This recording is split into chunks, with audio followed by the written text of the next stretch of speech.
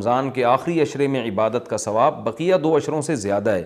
یہی وجہ ہے کہ آپ صلی اللہ علیہ وسلم رمضان کے آخری عشرے میں شد میزرہ، امی عائشہ رضی اللہ تعالیٰ عنہ فرماتی ہیں تہبند کس لیا کرتے تھے۔ یہ کنایہ ہے عبادت سے کہ بالکل پوری رات آپ صلی اللہ علیہ وسلم عبادت کیا کرتے تھے۔ اور کمال کی بات یہ ہے کہ رمضان کے آخری عشرے کی جو 10 راتیں ہیں یا 9 راتیں ہیں، ان میں بھی پھر اللہ نے 9 کو برابر نہیں قرار دیا، بلکہ ان میں ایک رات ایسی اللہ نے بنائی جو پورے رمضان کی تمام راتوں سے افضل اور پورے سال کی تمام راتوں سے افضل۔ اسی طرح جو بھی آخرت کی لالچ رکھنے والے لوگ ہیں، اگرچہ وہ گنہگار ہیں لیکن اس پیکج سے فائدہ اٹھانے کا اللہ ان کو موقع دیتا ہے۔ پورے سال کچھ نہیں کیا تو اب آؤ، میری طرف سے سیل لگی ہوئی ہے، میری طرف سے ایک ایک نیکی پہ لاکھوں نیکیاں دی جا رہی ہیں، آؤ میری طرف اور اس بہانے کچھ عبادت کر لو۔ آخری 10 دن میں لیلۃ القدر رکھی ہے، اعتکاف رکھا ہے۔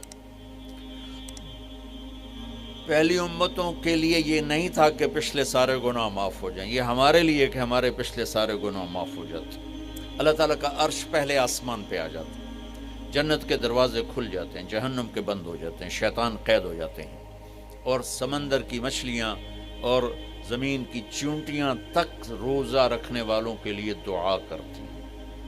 اور اللہ تعالیٰ جنت کو روزانہ کہتا ہے ان قریب میرے نیک بندے بندیاں آنے والے ہیں، تو ان کے لیے میک اپ کر لے، تو ان کے لیے تیار ہو جائے۔ یہ اللہ تعالیٰ کی رحمت کو لینے کا سیزن ہے۔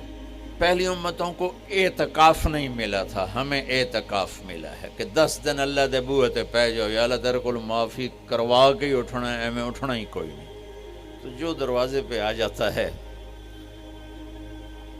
آدمی اسے معاف کر ہی دیتا ہے۔ کوئی بہت ہی سخت دل والا ہو تو معاف نہ کرے، ورنہ بڑے سے بڑے غصے والے بھی کہتا اچھا جی جاؤ معاف کیتا۔ اس میں ایک لیلۃ القدر ہے۔ لفظ قدر عربی میں اس کا ایک مطلب ہے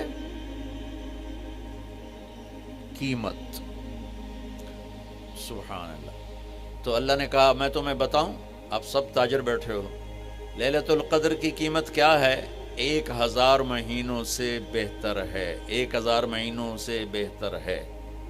اب 1 روپے پر 1000 نفع لے سکتے ہیں؟ دنیا میں کوئی ایسا کاروبار ہے؟ جو ہیروئن بیچتے ہیں وہ بھی نہیں لے سکتے۔ اور میرا اللہ کہہ رہا ہے 1 رات 1000 مہینے، یعنی کوئی 82-83 سال۔ یہ تو آ گیا پہلا قدر۔ دوسرا اس کا مطلب ہے تنگ پڑ جانا، تنگ پڑ وقت فقدر علیہ رزقہ۔ تو تنزل الملائکۃ فیہا، تنزل الملائکۃ والروح فیہا، کہ اس رات اتنے فرشتے اترتے ہیں کہ زمین تنگ پڑ جاتی ہے۔ سبحان اللہ، اتنے فرشتے آتے ہیں زمین تنگ پڑ جاتی ہے۔ تیسرا مطلب ہے قدر، مقدار کو، تو اللہ تعالیٰ نے اس کا آخری مطلب بھی بتایا، سلام ہی حتی مطلع الفجر، کہ یہ فجر کی نماز تک، فجر کی اذان تک یہ رہتی ہے۔ 3 مطلب ہیں قدر کے، تینوں اللہ نے قرآن میں کور کیے۔ قیمت کیا ہے؟ 1000 مہینوں سے بہتر۔ تنگی کیا ہے؟ فرشتوں سے زمین بھر جاتی ہے۔ مقدار کیا ہے؟ صبح صادق۔